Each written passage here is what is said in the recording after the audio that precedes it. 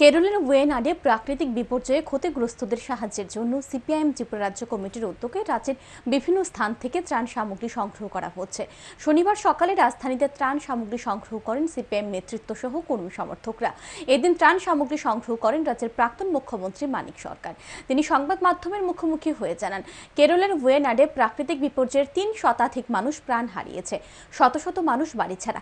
এই পরিস্থিতিতে কেরলের মুখ্যমন্ত্রী সমগ্র দেশের মানুষের কাছে সাহায্য করার আহ্বান জানিয়েছেন। সেই আহ্বানে সাড়া দিয়ে সিপিআইএম ত্রিপুরা রাজ্য কমিটি ত্রাণ সামগ্রী সংগ্রহ করেছে। এই ত্রাণ সামগ্রী কেরলের ওয়েনাডে প্রাকৃতিক বিপর্যয়ের ক্ষতিগ্রস্তদের জন্য প্রেরণ করা হবে।